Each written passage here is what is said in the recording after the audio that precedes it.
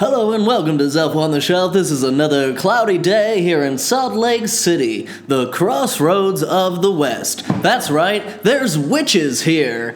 How's it going, my witches? You stand by that? You want that to... Is that always sort of a Christian video? They'd be like, Mormons I mean, I would have witches. clicked off, but it's not because you're perfect. I'm not your target audience, I get it. Yeah. Hi guys, welcome back. It is a rainy day in Salt Lake today, and that just reminds us that Hygge season is coming, and we would hate for you to... I believe it's pronounced. Yeah, sorry. We would hate for you to not be enjoying your maximum coziness this fall, simply because you haven't bought the Zelf on the Shelf candle, which is banana nut bread and coconut, linked in the description box. Every candle that you buy, a tree is planted. And we specifically, I don't remember how it saves the whales, but we got to pick where the tree's planted, and where our tree gets planted is in a location that somehow benefits the whales. Aww. It's the Save the Whales option. Someone goes and shouts compliments to the whales. They love it. Yeah. So just know you're on the whale's side if you buy our candle. A yacht is sunk for every candle sold. All of our non-subscribers are going to click off if we keep talking about our business. So let's get into the topic of the video, which is Girl Defined. We're back on our Girl Defined bullshit.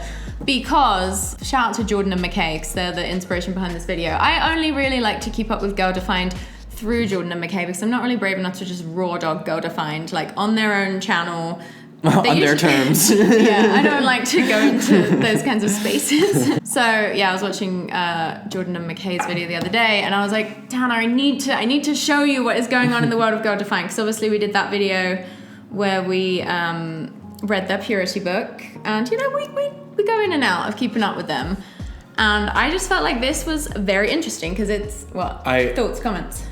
I just feel like I already intuitively know everything that's about to happen. Totally. I can already see it in the half a second that I just witnessed. Also, isn't it the way... And that's me being full of shit. The way I would have married him while Mormon. Oh yeah, right? As much as we like to roast on this channel, I feel like those of you who watch us regularly know that our overarching view is that we're all impacted by the systems we're in differently, and we're all victims, and we're all oppressors, and we all exist within systems that create delusional thinking in us. And anyway, no one's it's no one's fault that they have the beliefs that they do.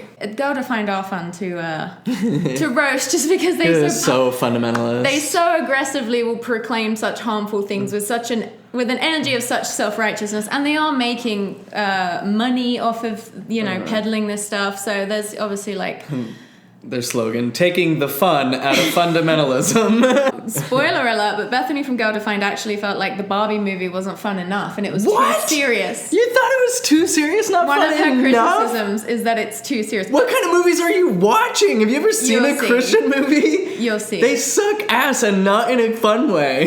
She also doesn't like the Barbie's always crying. Why is she always crying? Because she's very sad. She's holding the grief of the entire world in her heart. She's like the Buddha. Come on. Yeah, we'll get there. Anyway, just had to show you this, because basically it's Bethany from Girl Defined. It's her, Bethany, and her husband, Dave, giving a review. They went on a date night to the Barbie movie. They got a babysitter for their 2 kids. And they went in, Bethany said she went in with an open mind. So she didn't read reviews or anything before.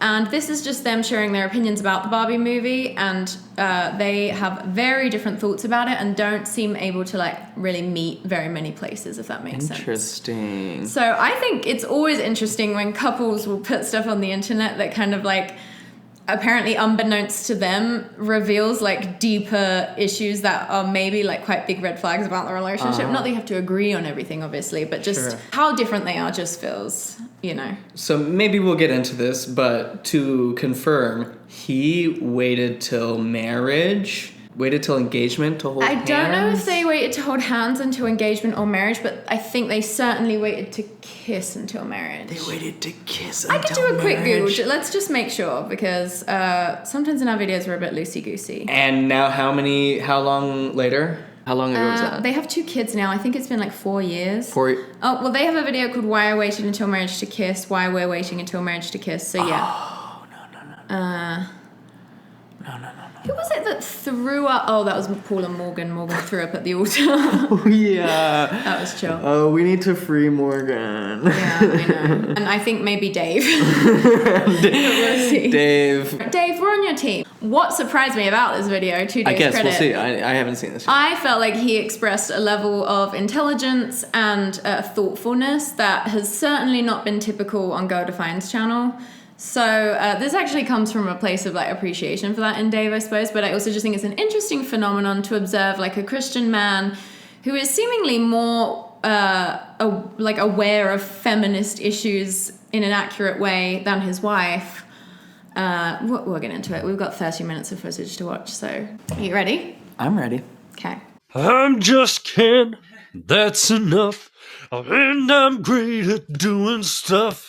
We love a musical theatre energy like that. That's why I'm Yeah. saying I would have married him. He's doing a subtle Ken there, outfit-wise, I know. I see. I didn't realize we were... Oh, I thought you were wearing pink for it. I was like, You know. did we accidentally... What's up, y'all? It's Bethany and Dave here, and we are here to deliver a Barbie review. Or like I like to call it, shiny, happy people. What? If you think about it. Just think about it for a little bit. Oh. Huh. Yeah. I'm thinking about it, and I think that's the name of the Duggar documentary, right? Yeah. And the REM song.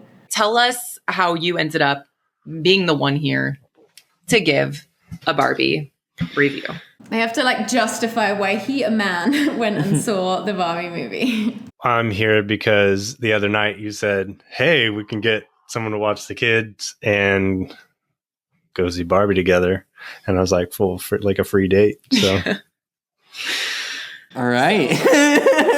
We love a tax write-off. That 1,000-yard stare into the lens.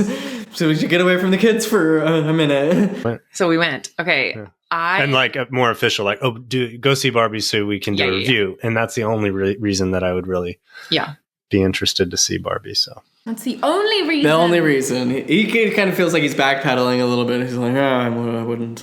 You've been suggesting, you're like, hey, you should go see Barbie with girls, or you should go see it with friends. And you kept asking me, like, since it's come out, if I've been interested in going to see it. Given that like later on he shows like an appreciation for the intelligence of the Barbie movie, I just think it's kind of interesting that he was like encouraging her to go see it. He wanted her to go see it. And maybe it was just like him being like, it'd be fun you'll have with your girls. But I'm like, interesting, because the conservative evangelical circles have certainly been going off But about he Barbie. wasn't personally that excited to see it. Am I reading that right? Am I getting that? Yeah, I mean, he wouldn't have gone and saw it on his own. Yeah, I think unless he had financial incentive from the U.S. government to tax subsidize that movie. I genuinely don't think in their world of patriarchal Christians that a group of men would go see that movie. Like that would be kind of seen as what's going on. Very gay. Yeah. And for some reason, I don't know, like it just didn't strike me as like super interesting or something that I really wanted to see. But I was like, everyone's talking about this, and the GDM crew probably wants to hear some thoughts or take on it. I didn't realize they had a ministry. You gotta have a ministry in there. Okay. Are they Southern Baptist? Like, you know how Tom was Southern Baptist? Oh, that would be I don't fun to know all the find different out. flavors. Should I Google that? Let's find out. Okay.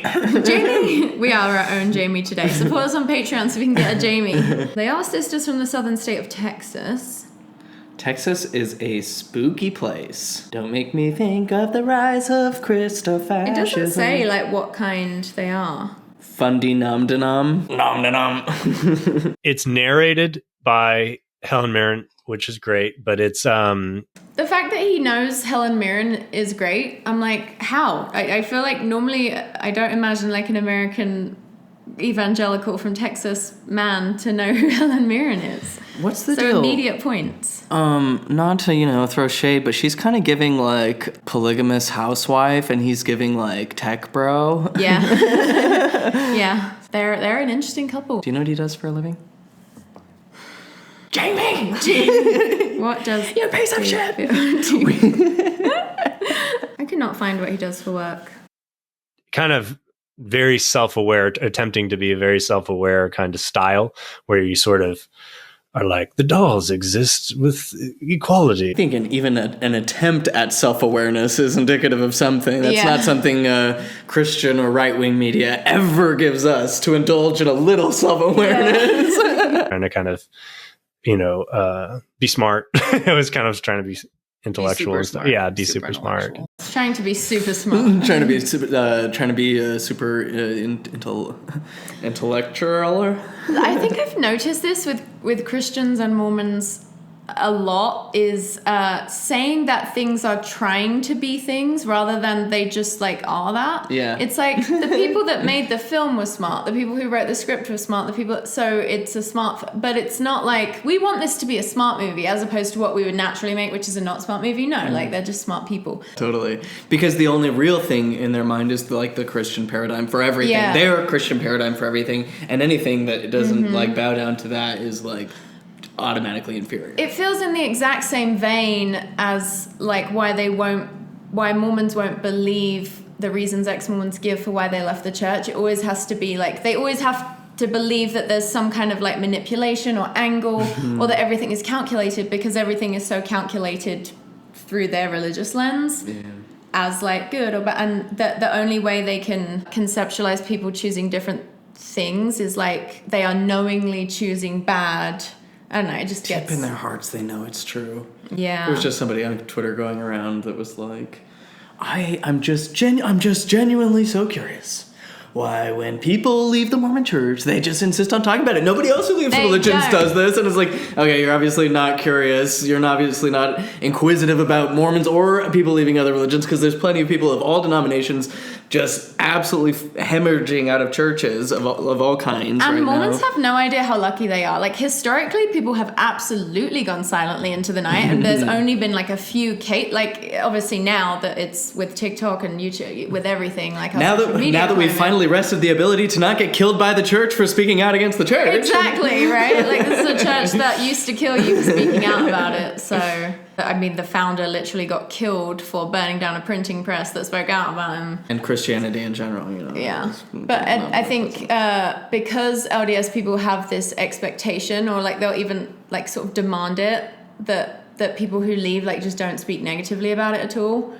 They look at maybe like the 5-10% that does speak out and think that's everyone, when it's like you have no idea how many people like will never bring it up. You also like kind of have to announce that you're leaving, because it is so like high demand and all encompassing. It's not really the type of religion where you can just like let people go on thinking you're still in it necessarily. No, otherwise people are going to be like giving you elevator eyes and thumbing under your shirt sleeve to see like, what underwear you're wearing. I know. Which I actually enjoyed. So that, I would enjoy it more than Bethany. But I put that in. So it just was like, I enjoyed that it tried to be intelligent. I enjoyed that more than Bethany. There's a number of points in this video where he kind of like subtly makes... It is a true point that he's making, but it comes across as a dig at Bethany because it is obviously true, even though I don't think he means anything as a dig at all. Yeah, and what a self-tell to phrase it that way. Like, Yeah. they're trying to be intelligent, and I liked it, But which she is to didn't. say, you found it intelligent, and you don't think that she appreciates the intelligence? Is that the She subtext? openly doesn't. So, I mean, in his defense. Hence the glance. Yeah. Kate McKinnon, she was probably one of my favorite parts of the movie. The great universal... Oh, yeah. If you don't like Kate McKinnon in anything, even you just the need Christian to get wrecked. evangelicals like Kate McKinnon. She is so funny. That's the only woman that Bethany liked in the film. Spoiler alert. It's almost like because she's like the one?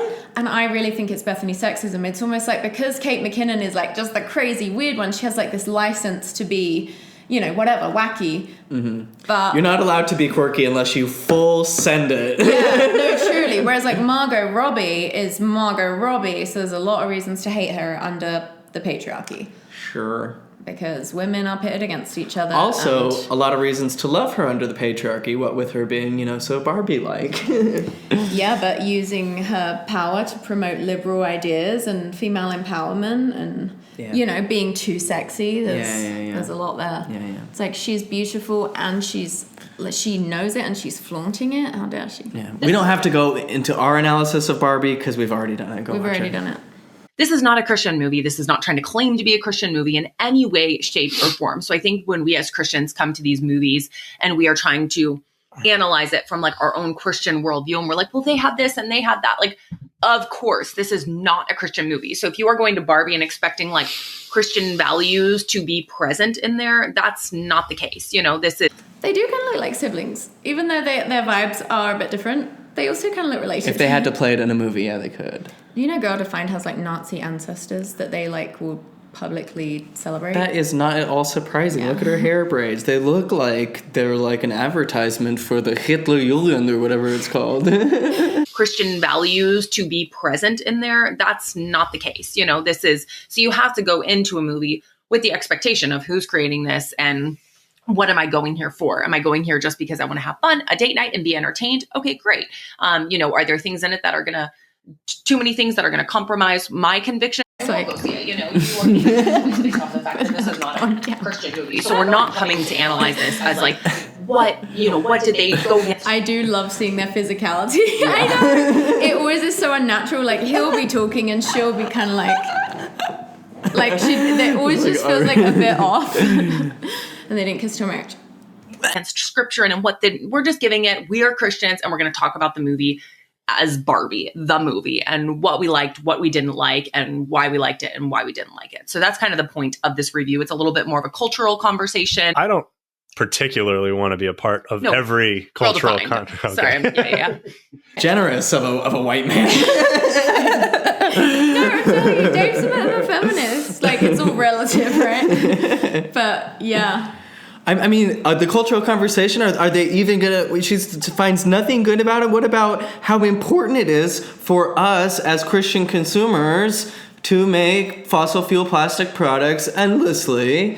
I think that's an important thing. She didn't like nothing about it. Right? She thought the set was really fun. So think before you speak. Even Ben Shapiro saw that and was like, I can't be angry not at that. I mean, it's the easiest thing to do in a movie. Yeah, I know. Sounding like a 11-year-old boy who thinks he could just make the Barbie set. It's like, that's the best people in the world made that set. And it was phenomenal. Like, your Ben Shapiro impression is too good. Thank you. You'll probably realize as it goes on that I have less positives and more negatives than him.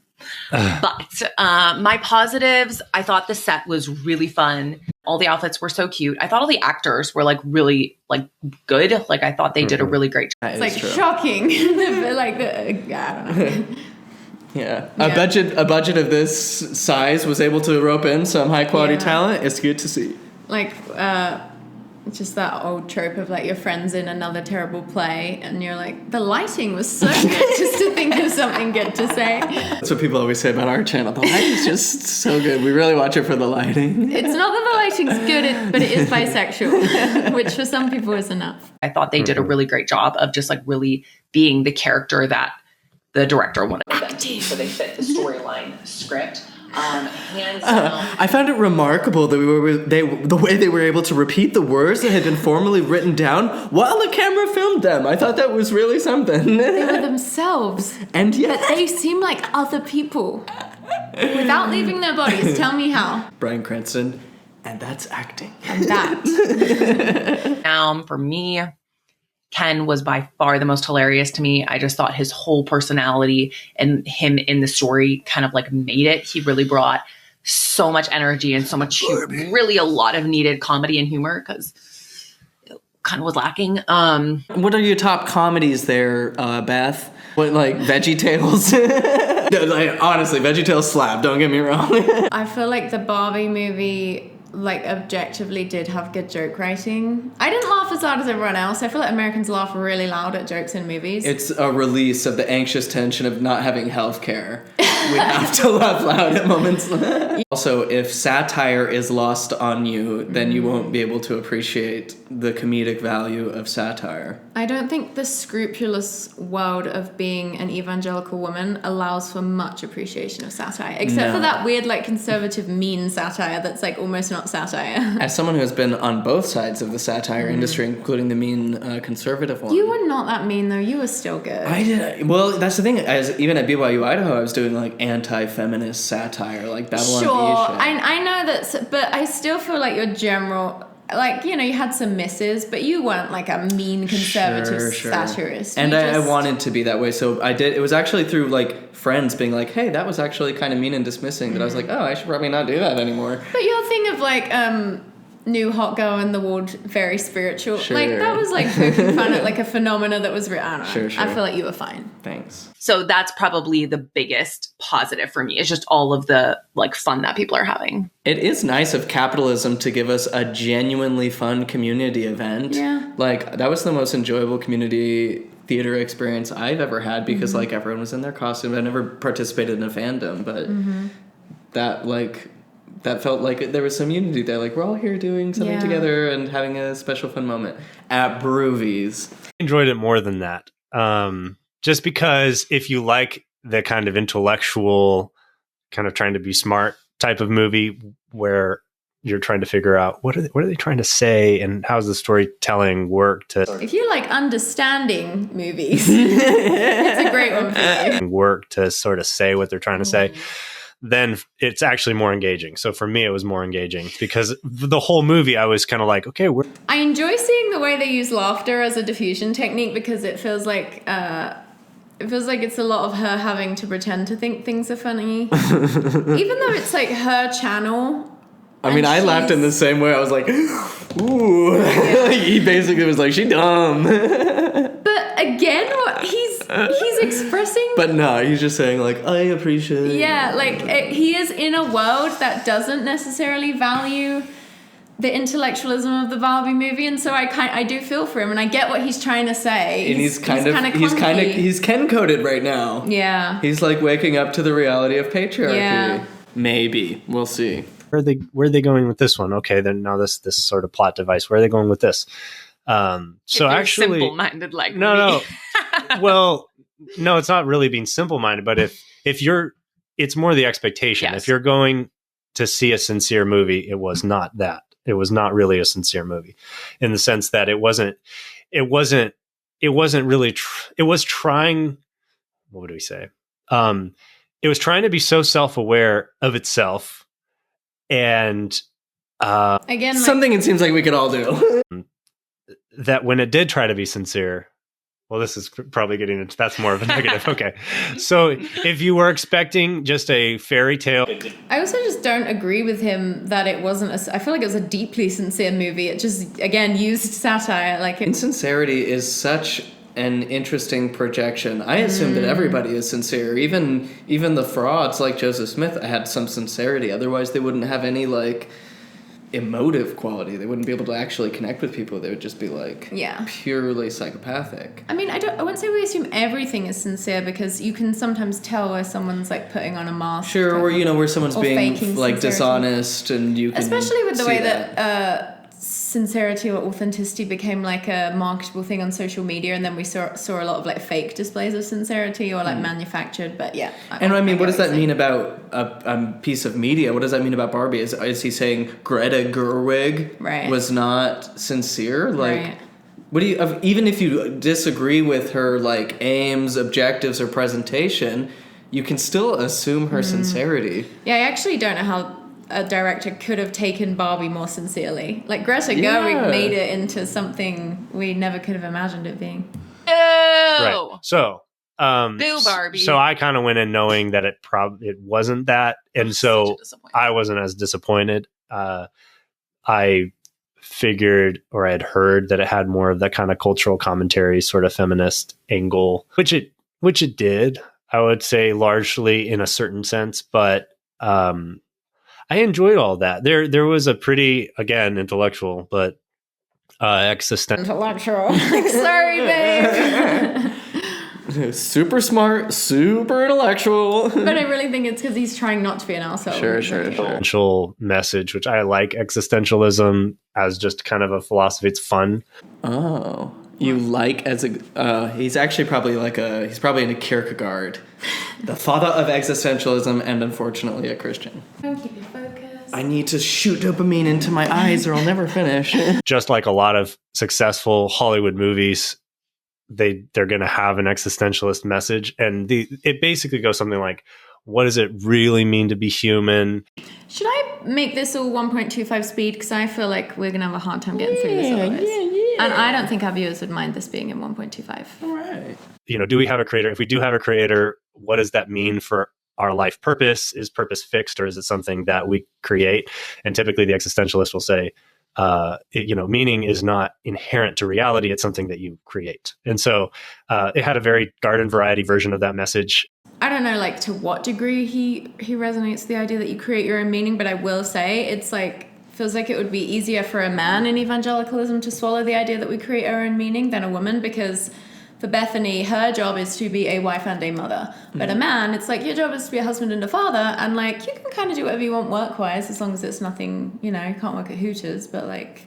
Existentialism kind of has a history of being not thoroughly like right-wing or individualist, but kind of that mentality that like it is the individual who eventually determines their own meaning and stuff like that, which totally valid. Existentialists, all chill, but often gets leveraged in conversations that are about like rugged individualism, male supremacy, valuing the male experience and the male right to self-determination and self-exploration, but not the feminine. The women's role is to stay in the home while men go out and figure out who they are.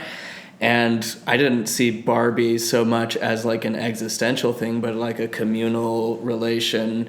And definitely there was like a political aspect to it as well. Like it was supposed to maintain all those themes, not just like, who am I? Through, I would say, particularly at the end of the film when it was kind of wrapping up, you could see it coming. It's normal. What is the word? It was so obvious. What is that word? It's you would see it because you watch movies, and this is like the message from probably most movies you watch.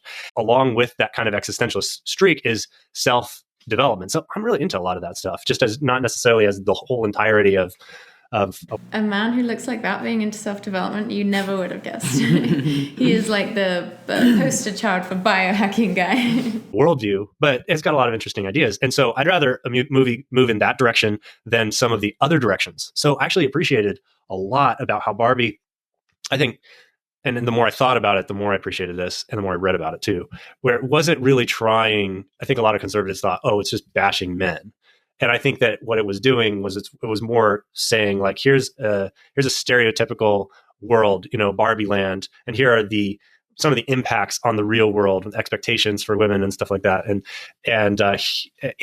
here are some of the kind of tropes and stereotypes about patriarchy. And we're going to kind of explore that. What if patriarchy came to Barbie land? At one point in the movie, even the fact that he has a mind that can appreciate like exploring idea, like the way he described it as like they're exploring these stereotypes about patriarchy, and there's like some space in his brain that again we haven't really seen from Go to Find before. Yeah, I mean, if you're evaluating what other conservatives and Christians are doing and kind of critiquing that even in a friendly way, that's just the beginning, because I mean that's how it started for me politically, spiritually, all that was being like, that's like an interesting and then more and more being like, yeah. I think he feels the need to have more sort of agreement with Bethany than he even actually does, because he doesn't want it to be, he doesn't want to create... This is her channel.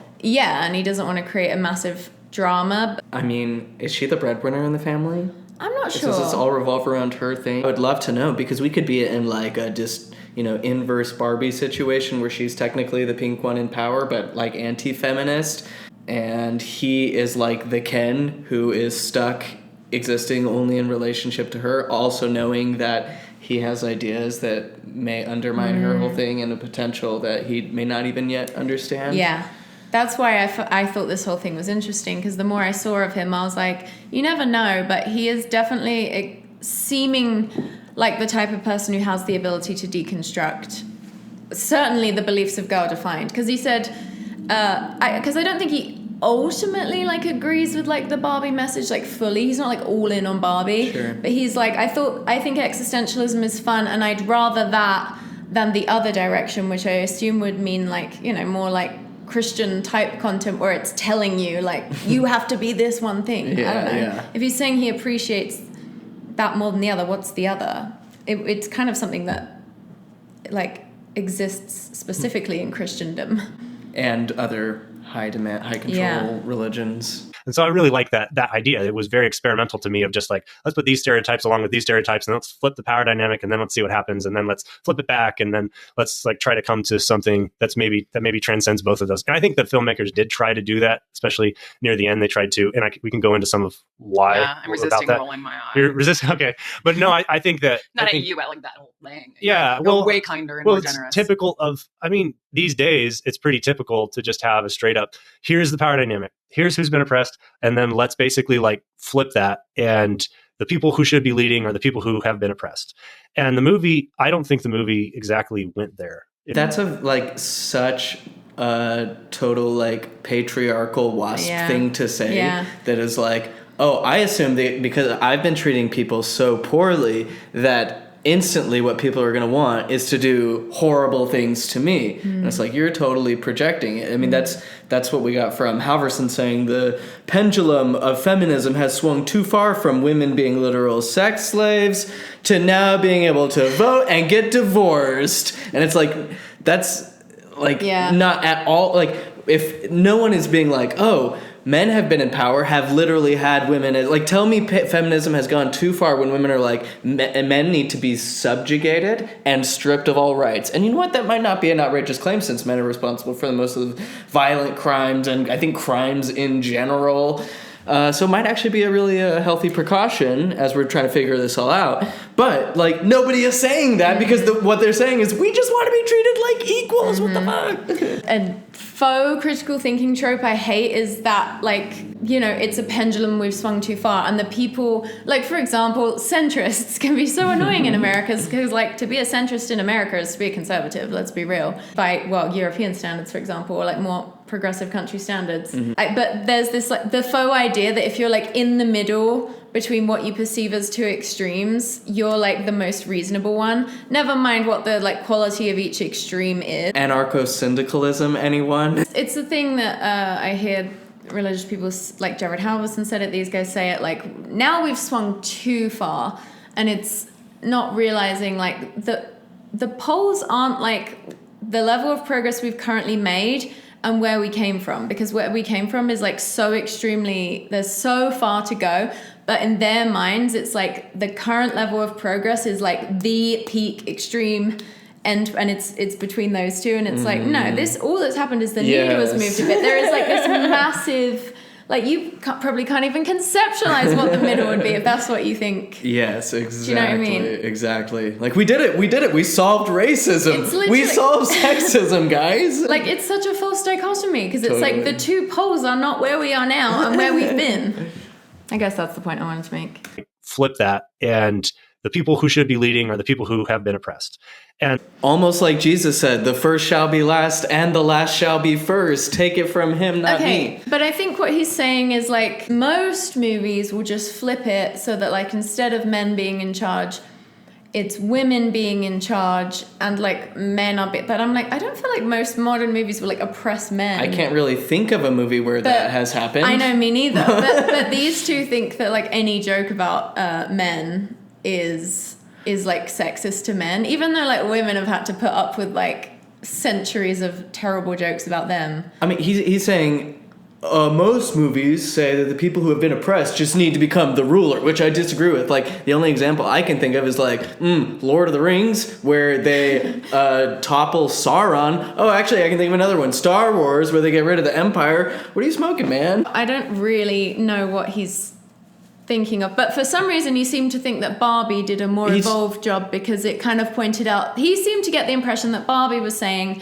no one should be on top, which is true. I think he's just, like, regurgitating an unconscious conservative talking point, which is that wokeism just wants to take over and tell you what to do, and he probably hasn't seen it. He's probably like, this is potentially a new kind of thinking space for him. So he may feel that Barbie has done something new, but I'm like, that's generally my opinion. I mean, any true obvious point, but, like, one that these two really need to understand is, like, any true understanding of patriarchy and any true feminist perspective is one that recognizes that, like, one gender being dominant is never good, and, you know, patriarchy harms men as much as it harms women, and so, like, dismantling the patriarchy isn't about hating men, it's about actually empowering both men and women to be their authentic selves and not forcing them to be in these roles. Please don't do the snaps, because then I feel like everything I'm saying is cringe. No, I was like, in my mind there was like, but I wish we could like, you know, when you watch a video and you're like, I wish I could just tell them this one thing, because Bethany is very much of the view that this was like because every man in this movie was made to look dumb, which, by the way, I feel like for just the entire movie industry's existence, women have been made to look dumb and like one-dimensional and are just like not real humans, you know, like Shiv Roy saying like, my dad couldn't hold a whole woman in his head. Such a good line. But anyway, like what Bethany feels like this movie is criticizing men, not recognizing that, like, no, it's just showcasing how men become incompetent and like don't know their own power because of the matriarchal system, which is the same thing in like, you know, women don't get to come into their power under patriarchy. It's just the same thing, just flipped, which Dave seems to understand, but Bethany just sees the movie as insulting men. She's not able to go beyond that. Hold it all, yeah. Yeah. She certainly cannot hold a whole woman in her head, as we will see in the future. Let alone a tiny plastic one. Let alone the Jane Goodall recycled ocean race Barbie, linked in the description box. In the final analysis, in terms of what happens in the real world, I don't think that the movie was necessarily trying to say, oh, it would be better if women were in charge of everything. Barbie Land, they made that clear. But then in Barbie Land, they did, but Barbie Land is a very confusing. Yeah. Like they didn't really have a solid answer. Yeah, it was a little like, convoluted. Now what? It was very obvious to anyone with like any basic understanding of feminism that the movie was saying it doesn't make sense for either gender to be in charge. We need to unite. You're saying that, but what I'm hearing is you hate men. Because men are in charge. That's what a man is, in charge. I liked all that. Yeah, I liked all that. All that exploration is fun. The philosophical explorations are fun. If he finds philosophy fun and like potentially challenging his Huge worldview red fun, flag. game over, Dave. See you on our channel in 9 months. Ken was a hoot. He was so funny. And Weird Barbie as well. So those were my two favorite parts, I would say, in the musical numbers. I'm just kidding. It's so funny. Love that he had a good time when he enjoyed the musical numbers. You deserve it, Dave. And the Ken story arc, too, for his character arc is so, in my opinion, these are things. He's so Ken-coded. He's going to rise out of the system that's keeping him confined. Girl confined. Boy confined. Dave That's confined. These are so, I thought that there were some things that were very well done about that. I mean, Ken was the best part. Those are just some of my positives, yeah. It's, you know, it's funny because it's all about like women and female empowerment and how like we've been oppressed so much about the patriarchy. Oh my gosh. But it was funny because it's like, so now we have like women director producing Barbie, the main character, but then they kind of like, Ken kind of became the star of the show. And when I see people talking about it, people are like obsessed with that song. They thought he was hilarious. So it's like, man, if you wanted this. Yeah. Valid feminist point. Yeah. Ken was amazing. Wow. Yeah. But here's the thing. She's maybe pointing out, I mean, Ryan Gosling was amazing and I have no issue with anyone having him as their favorite. Like he just was incredible. Also, you know, he had his role in the movie was to be comedic relief. You know, Margot Robbie had to do more soul, so, you know, it's just a different thing. But I think she highlights maybe, I think people are more prone to having men be their favorite characters over women. Like, I don't think in a patriarchal society, we're very want to make someone like Margot Robbie, who's like a fucking 10, like we kind of want to hate women that beautiful. Mm-hmm. Like we like want women to be that beautiful. Because women can't be them and men can't have them. Yeah. Have them, yeah. Yeah. So it's like, of course, she found Weird Barbie and Ken the most palatable and hated everyone else in the movie. I just think that Bethany has been so oppressed, to be real, by the Christian culture that she grew up in. And I don't think she's aware of, like, the ways it has, like, squashed her down. Mm-hmm. And she even sees it as a good thing to be squashed down in the name of God and, like, become less multidimensional. That I think whenever any of the women in the Barbie, like, when she has to, like, watch like real women being sort of like authentic and empowered, I just think it must set something off in you. Mm-hmm. It must feel extra triggering because you're like, well, I'm not allowed to do that. Like Margot Robbie is like the antithesis of Bethany. Like the message of the movie is the antithesis of what Bethany's been taught. Dave, again, as a man in that system, has a bit more freedom to like, you know. Well, and this is where like the political underpinnings really show themselves because, you know, right-wing capitalism essentially characterizes our life and our value as human beings and our role in this world as essentially a capital interest for investors and stockholders and CEOs, essentially. that you were defined by our jobs and we're supposed to show up and we're supposed to, and that there's an expectation for people to conform to the best interests of profiteers versus this idea that people are worthy and worthwhile and allowed just for being who they are, and their ability to function in a market that profits very few people, relatively speaking, isn't what should define and motivate the human experience. And that's why woke is evil, because it's like, you could be of any race or any nationality, in fact, and you deserve to be treated as equal, not just because you're an American or because you have a job or because you're physically able or mentally able. It's like, we're all in this together. Well, spoiler alert, but Bethany really is upset by the notion that we're enough as we are because we need God. So it's like, in her mind, that's a really bad message. Well, and this is the thing, is like, she's like, I've been taught my whole life that I'm not enough unless I'm not enough without Christ, which basically means without all these rules and without all these expectations that I've so desperately tried to live up to and perpetuate. How could she possibly get on board with the message of the Barbie movie? So I have empathy for her, and I have empathy for Dave for like seeing, it's like you can see how it's not either of their fault. They're just coming at it from their own ability to comprehend. Yep. To be like, the man steals the show. Go he figure. Kind of stole the show, because women, when we start to take ourselves so seriously and we try to become like I don't know, all. Sorry, but hearing Bethany of Girl Defined criticize the women in the Barbie movie for taking themselves too seriously feels a bit fucking rich. Yeah. This is a woman who has like aggressively told kids on the internet that kissing before marriage even is like sinful. Evil. I don't know. There's so much she has taught that is so shame-based. I've not seen her be silly. I've only seen her do this like fake kind of silliness that you can tell is just like it's a performance, so you can tell when something's not real and isn't even coming from like a happy place. It's just coming from this is what I got to do place. I mean, on the books, they're not really supposed to be speaking, not in the church yes. anyway. If you really wanted to get back to biblical Christianity or biblical marriage, you should get off screen right now. Like, I don't know, instead of just like go and do and be what you want, they have to say it all. Like, no, this is where we've been and this is where we're going. Like, it's like Barbie. It's kind of like that thing of, instead of ex-Mormons just leaving the church, they have to leave and then go and then say their piece. It's like, I'm like starting to gain awareness that it's not socially acceptable to say that someone's not allowed to do something like that, but I wish they wouldn't talk about it because it's like already I'm like begrudging even their like right to do so. It's like Barbie took herself so seriously, like almost from the beginning, and then like she would have these moments of just like her tone as she's delivering this is like so funny. I'm like, this is a review of the Barbie movie, and you're like, Margot Robbie took herself. I hate when women are too serious. I know. I'm like, I don't think she's as serious as that. not being serious, but Ken like never really took himself seriously, so he was much more likable. He didn't write the script. You realize that.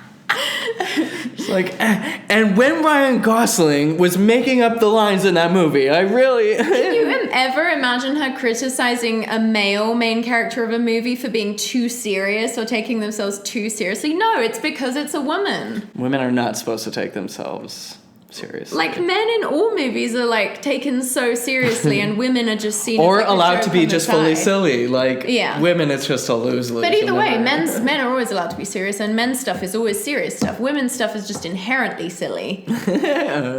Of course, the man is more likable to you. You are a sexist, not trying to be mean, but you do hold sexist views and promote them as a reality. Ken to me was interesting because he I would sort of describe him as having no guile. He has no... I would sort of describe him as guileless.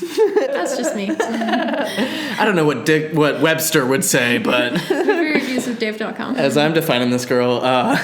Like, what he says is basically what's in his mind. And so it's a character that's a very, very easy to read in some ways. He's one-dimensional, as women usually are in regular movies that are more patriarchal. Godless people just speak their mind? What was that Guileless. about? Oh, guileless. Yes. I heard godless. And you don't have that with every character in the movie. And so I think for me, his character arc is very clear and fun to follow because he goes from... Should we get into totally. He goes into the real world and he discovers patriarchy because they didn't have that in Barbie Land. In Barbie Land, it's basically a utopian matriarchy, and so the women are sort of the first class group, and then the Ken dolls are sort of the secondary class. Like if they exist. Were they a secondary class, or were they just not interested in anything other than Barbie? Were they like conscripted into labor? Were they not allowed to have positions outside of the Barbie dream house? That's Were actually they true, forced to yeah. stay inside? No, they were like free agents, and they were walking around, and he was just like, I'm just here. Well, they found their worth in the attention of women. So even now, we haven't switched the tables Right, of that's actually a actual really good patriarchy. point. All we've done is say, here's a situation where the males, the masks, whatever, Yeah. are deriving their sense of value from where they associate with. Because if it was a full flip, it wouldn't be fun to watch. No. Like if you actually got a representation. But they needed to keep It it would fun. look like sexual assault with no justice. It would look Yeah. like being forced to stay in a home, to do labor, to have kids you don't want to have necessarily. Like, Such a good point, yeah. It's the random The accessories. yeah, we don't even know where they live. Where does Ken live? Like, I don't know. And every night is girls' night. He's constantly excluded from female spaces, if you want to put it that way. So it's kind of like taking what a lot of people talk about today, which has plenty of merit to that conversation. But See, good for Dave. He's like, there's plenty of merit to the conversation that women are often excluded from certain spaces.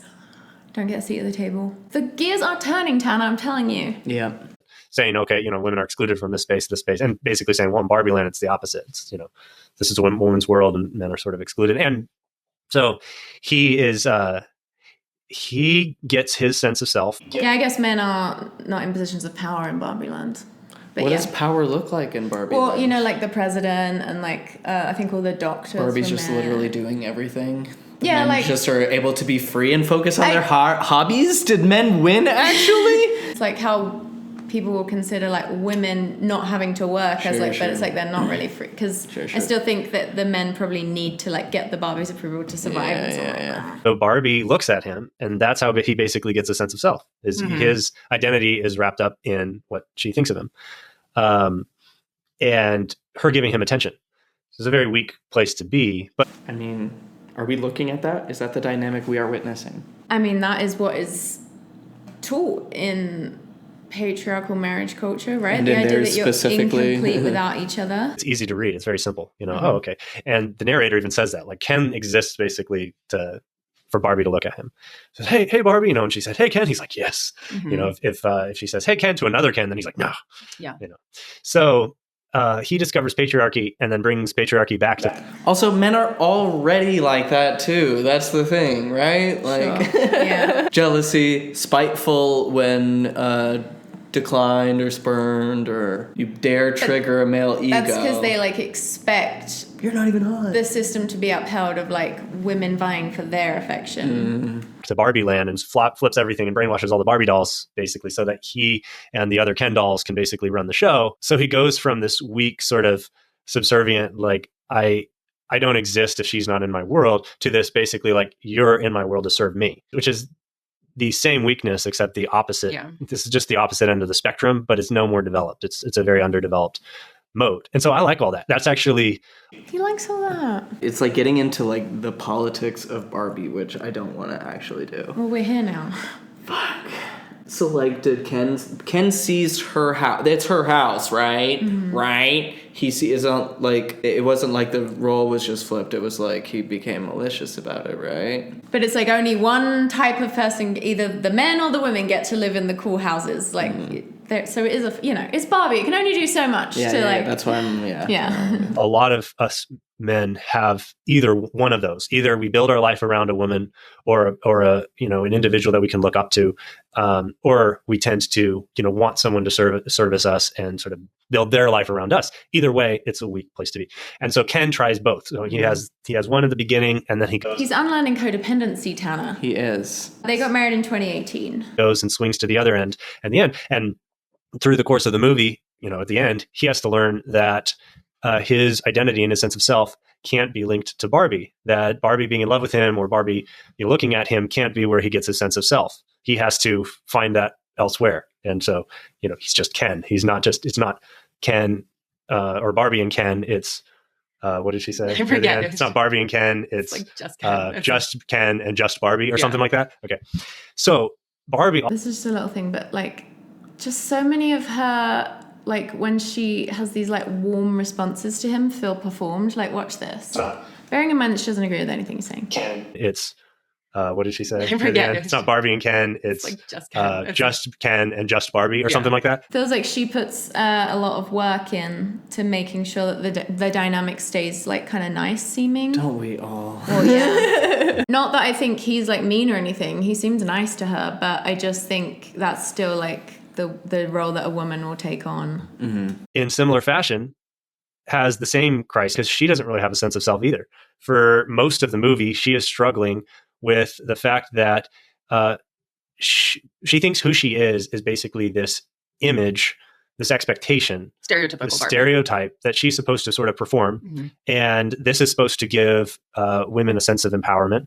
And she learned. Genuinely, you can see why that would be triggering for Bethany to watch. You know, stereotypical Barbie realizing like, oh, hey, because Barbie's not that far, even though she's not Christian and she dresses like sexy or whatever, it's like, that is pretty close to the version of femininity Bethany has been taught to uphold, except for she's supposed to be like, you know, a helpmeet to a man. It's sad how many women who grew up playing with Barbies and would genuinely enjoy the movie didn't get to experience it because they've been convinced it's like too political or whatever. I think the film really tries to go after the idea that you're more than your role and you're more than these expectations that society's placing on you. So Barbie is exact opposite of what Girl Defined has. He's going to have his own podcast in just a few years' time.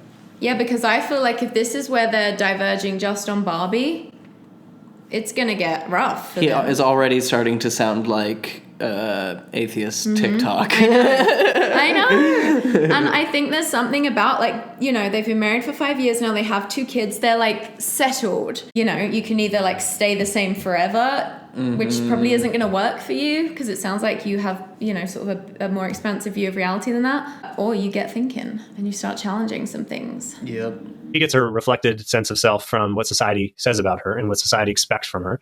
And Ken gets his sense of self from what Barbie thinks. I like that he's pointing out that Barbie gets her sense of self from what society thinks, because that's still true about men under patriarchy. They're not like free from the gaze of others. Yeah, right. And then, or if Barbie's building her world around him. And then the Barbies decide to flip back the power dynamic. Once Barbie Land becomes a patriarchy, they decide to use their talents as women with doofus men who are duped in a million different ways to basically flip the power dynamic back. I just think it's funny how he's able to just see like the humor of like these doofus men, and Bethany's just like, it's not right. Like just the disparity given that he's the one that's a man. Because he knows how derpy men are. Yeah. And he seems like one of those like nicer guys. Yeah. So, like I said, I can't wait to listen to his podcast. I hope to be on it someday. Yeah, I know. I also just feel like he can like laugh at himself. Like you got to have a bit of a sense of. He's totally trying to sound self-aware, and he's totally trying to sound intelligent, and I actually kind of like it. Where it goes is that at the end of all of that, Barbie still doesn't know who she is, and I thought that was one of the best things that the movie said. Right. The fact that spoke to him. And even after she met the creator. I just think generally in Christianity, especially for Bethany, there is a big expectation to know who you are, and that is a child of God, and that is someone who is committed to following these rules, X, Y, Z forever, never questioning. But the fact that he resonated with the message that it's okay to not know who you are. Me listening to like Sufjan Stevens in college and being like, for some reason this song about doubting Christianity is just really good for me right now, even though I totally love God. Flipping around, taking power in a group or in a society isn't going to give you yourself. You are simply reacting to whoever. If you're reacting to whoever has the power, once you actually do get the power, you're not going to know who you are any more than you did before. And that's what Ken. But you will then have the space to find who you are, or to, you know what I mean? I get what he's saying, but. That's why the Patriots never should have left the kingdom of Great Britain. Before. And that's what Ken finds. Ken didn't have the power. Then he got the power. He still didn't have a sense of self. He thought that what made him unique was that Barbie, served him, or that he could, play the guitar, that, it's the stuff that I can do, whatever. It's still not a solid sense of self. It's very reflected based on, how cool I am and how Barbie just feeds his ego, So at the very end of the movie, there's basically this message of, what does it mean to actually be human? So Barbie has a chance to become human. And what does that actually mean? Does it mean fulfilling the designs of your creator, who she meets the creator who created Barbie? Does it mean, and what that woman says, this old lady near the end says, I can't control you. Basically, I don't control your destiny. Even though I made you, I don't control your destiny. And so basically Barbie has to figure out who she is going to be and develop that solid sense of self. And in good existentialist fashion, basically she's going to look inside and decide who she wants to be. And she ends up traveling to the real world and to become a part of it, to basically be human. And Ken presumably learns to live his life as an individual without Barbie. So actually, like, as my wife will soon have to do when when I leave this shit show. Oh, imagine getting married without having kissed her. Oh God! And then, oh my God! And he now talks about he's got to think himself out of that. Well, he openly talks about how it was not healthy the way he was before marriage, how scared he was that he was going to mess up sexually, and so he's got major deconstruction vibes. I know. I just asked an AI to write Harry Potter in the style of Ayn Rand, and it literally just wrote Harry Potter. Exact same book. I actually think that whole line that I just outlined is actually great in a lot of ways. That is, a lot of us are suffering from our own weakness, a reflected sense of self. It's what this person thinks about me. It's my expectations. It's my performance that really gets me to have a sense of self. And so going deeper than that is important. Although the movie does, I think mirror the worldview of the filmmakers, which is going to be sort of create your own meaning. You decide, Sounds like he struggles with not being able to live up to the expectations of his culture. Mm-hmm. Which I think everyone probably does in Christianity, but I don't think Bethany would admit that. Mm. She would just say, she might be like, that specific expectation I've realized was actually bad, and that's why I didn't live up to it. It's authentic for him to say that relative to what Girl Defined usually does, I think. It's hard when your value is based on how well you meet others' expectations. Yeah. Because it's not about, ultimately, what all of them are involved in has nothing to do with doing God's will. It's literally the people around you. And it's you're just saying, I'm just going to... Because religion, let's be honest. And I also wonder, just because her whole approach to life seems so shame-based and so performance-based, I struggle to imagine that she's nice to be married to. And he may be just, you never really know. And I'm sure he loves her, and I'm sure she has all these great qualities. But I just think how you treat yourself is how you will treat your intimate partners, usually, and she doesn't seem very kind to herself. She doesn't seem to allow for much range of emotional experience, or everything in her whole world is judged as good versus bad through her lens. So I feel like that's how you would be as a partner. Let's be realistic. We don't know for sure. And it's intense. All of us who have been in high control religions or groups know how intense it makes you feel all the time, and how grating it is on you, and how exasperated you feel, and it makes you feel like it's the one thing that's going to give you relief from all that, when it's actually the thing that's got you under Munchausen's by proxy, It's been coming up a lot lately. It is. Also, they have 2 kids, and I think they're our age, and I just think it'll be really hard to have 2 kids. I guess they've been married for 5 years, so it's not nothing, but 2 kids is a lot. Have they feel like they've plumbed the depths of mystery between their partnership? Other than the continual, do you even have time to pursue anything other than just raising kids together? It feels like this is their date night. Yeah, that he seemed like he needed. Yeah. So I don't know. I just feel like it's a hard lifestyle. They have been sold a fairy tale of their lifestyle. What's the politically correct angle of going to a movie, to escaping with your family and enjoying it to spite your wife who doesn't like the feminist message of Barbie? Where do we stand on that? It's just worth acknowledging. Sort of create your own meaning. You decide. You decide what that's going to be. As a Christian, I wouldn't stop there, but I would say, well, that's better than what they had previously in the movie. I mean, he's got a way to go, But the fact that he's even allowing himself this level of thinking, I just think is a positive. You can just kind of watch people on Fowler's stages of faith. I know. He is slightly, maybe a half or a whole stage above her, according to this video.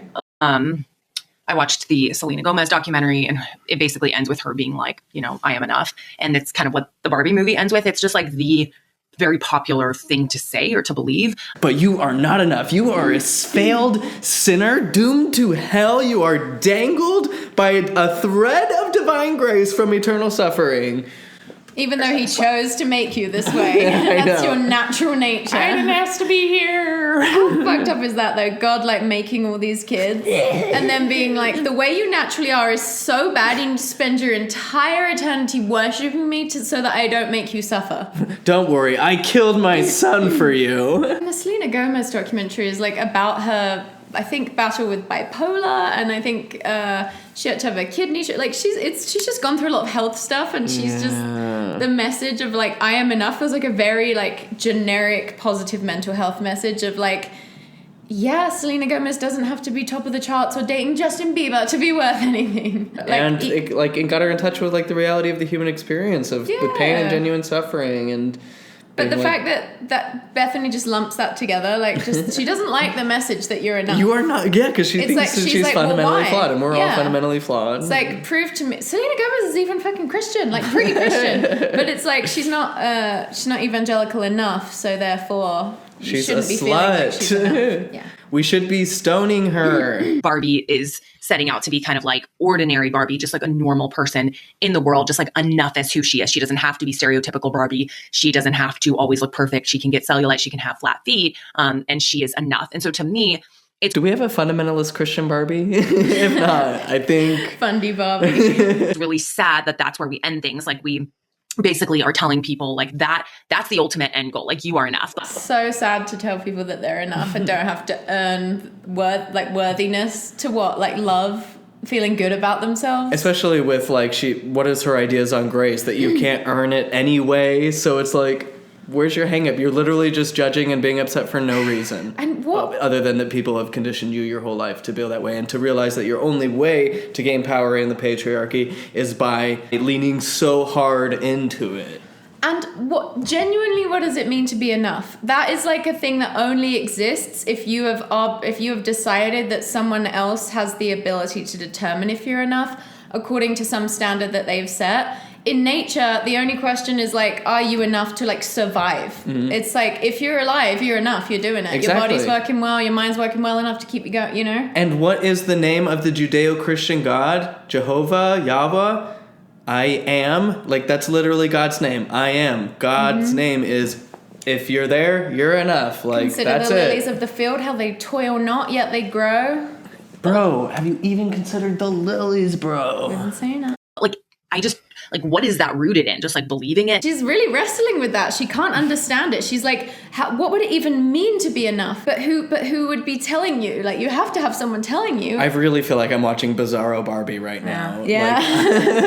It's she weird. Is kind of fundamentalist Barbie. She is. She's like pink, she's blonde. Barbie. He's literally dressed like Ken. Just hoping like I am enough, you know? I don't know. As a Christian, to me, that's like Ali Bestaki has a book, You're Not Enough, and that's okay because Christ is enough, and we find our sense of identity and self in him. And so to me, that's so crucial as a Christian because I'll never be good enough. I'm going to have hard days. You said that you were evaluating this movie outside the lens of Christianity, and you weren't going to be evaluating it because it's not a Christian movie. But you are but I think this shows... I think he said that and she had no intent of going in on those terms. Yeah. And I think it shows that she is literally unable to conceptualize how this is not a Christian world. You know that. You even said it at the beginning. But even knowing that, you cannot conceptualize of what it would mean for a human being to be enough. Because you cannot... Whereas while apparently still aligning with Christianity, he is able to like think outside of some of the frameworks he's been raised in, but she genuinely cannot, even in this hypothetical world where there is no Christian God, you know? I'll never be good enough. I'm going to have hard days. I'm going to have moments where I don't like the way that I look. I'm not going to always, That's the idea that having hard days makes you not enough is bullshit. Like she's saying I can never be enough, I'm gonna have hard days. Right, and then she's also saying, well, assuming that she's not enough in those situations. Christ is the one who carries her, footprints in the sand. But that is to then assume that, like, what, all the other non-Christians in the world are just, like, dying every time they have a bad day? Who's carrying them? Is it Christ? Then why do they need to accept him at all or believe anything? If he's literally just carrying the whole thing, then it sounds like no one needs to worry about what anybody is doing. Yeah. And the idea that you're allowed to have hard days because of Christ. If Christ hadn't atoned and you had a hard day, oh boy, would you be going, like, having a hard day as a sin, apparently. I know. But it's like animals in the wild have hard days when there's, like, extreme weather or something. But, like, they don't... Maybe think about it with animals, Bethany. Maybe that will help you. It's like they're just doing their best given the conditions of that day. There's no, like... But we're not animals. We're tortured by consciousness that's always telling us we're not good enough because She is we not evolved tortured to by analyze consciousness. threats to our well-being. I'm going to have moments where I don't like the way that I look. I'm not going to always, like, even if I can be confident, like, at the end of You're not enough if you don't like the way you look, or the way you look determines your enoughness. Like, read between the lines. She's saying it's so hard for her to conceptualize what it would mean to be enough. And then her examples she's giving is like, I have days where I don't like the way you look. Okay, well, think about what you're saying. Does that mean you need a savior? Because what, you don't look perfect? Like, apparently the way you look is relevant to your salvation, which is the very opposite thing Christ taught. Ding, ding, ding. the day, I do have a longing to be named by someone, my creator, to have an identity outside of myself, to live for something greater than myself. It's almost like saying the quiet part loud, which is like, because I don't like myself a lot, I don't like the way I look, I don't like that, I have this need for someone else to tell me I'm enough. So it's like, because of my feelings of insufficiency, which this system that gives me God have given me. Yes. This is why I think religion is...